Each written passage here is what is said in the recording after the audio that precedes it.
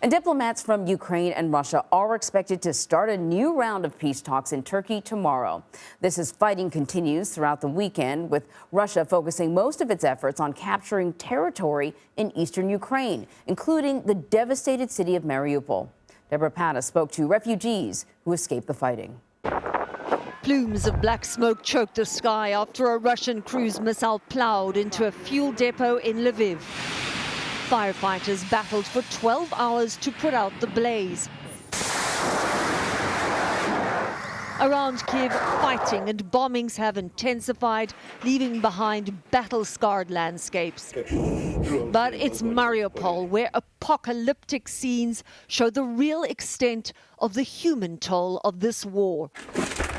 Valentina was born in this house, married and had children there, a lifetime of memories reduced to rubble.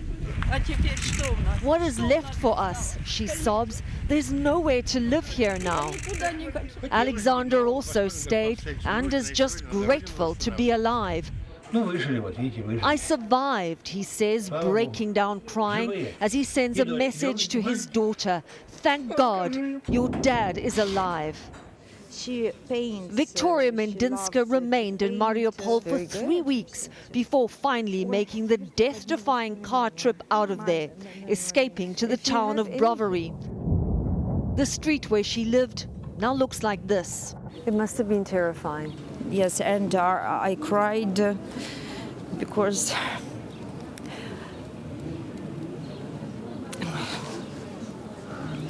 it's hard to speak. Victoria's daughter Masha remembers everything. Were you scared? Mm-hmm. Her school was bombed, her childhood blown up. 1 year ago, she celebrated her birthday surrounded by laughter. I had so many friends, she said, and now I have no friends. On Sunday, a very different celebration. Masha turned 7, no longer a carefree schoolgirl, but one of the 4 million children displaced by this war. Well, Stephen Mull is here to discuss all of this. He was the U.S. ambassador to Poland from 2012 to 2015, and he is also the vice provost for global affairs at the University of Virginia. Thank you so much for joining us this morning. Well, Secretary of State Antony Blinken certainly has a lot on his plate, and the president over the weekend added one more thing for him to do, a little bit of clarification on something that the president ad-libbed. As a former U.S. ambassador, what is your reaction to President Biden's comments in Poland over the weekend that Putin cannot remain in power? That's what he said. Well, good morning. It's good to be with you. I think it's important not to make too much of those comments. Very clearly, the White House staff moved right after the speech to clarify that the United States is not seeking Vladimir Putin's removal from power. And in fact, I think that's right. If the United States were looking to remove President Putin from power, I think we'd be proceeding in a much different way in this war. The way we're proceeding now is to give the Ukrainians everything they need to get the job done and to pull the Western alliance, NATO, together to make sure that we won't be next in Putin's aggression. So I think it's important not to make too much of it. I think President Biden did say the quiet part out loud.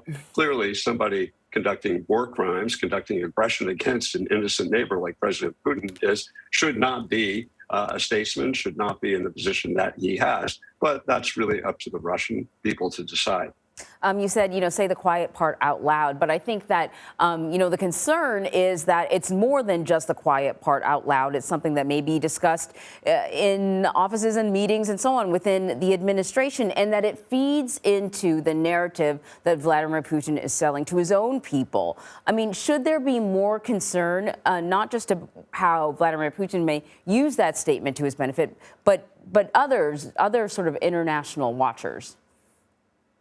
Well, if you ask me if the president should have said that so explicitly, no, he shouldn't have. Certainly, it will affect President Putin's perception of what the U.S. objective is. At the same time, I think his policies, President Putin's policies, are going to be determined by what he's confronting on the ground. And I think it will be clear to him and to his advisors that we're not looking to invade Russia and depose him. Sure, he'll try to use that comment. But let's look at reality. Let's look at what the United States and its allies are doing. They're clearly not moving to depose the Russian president.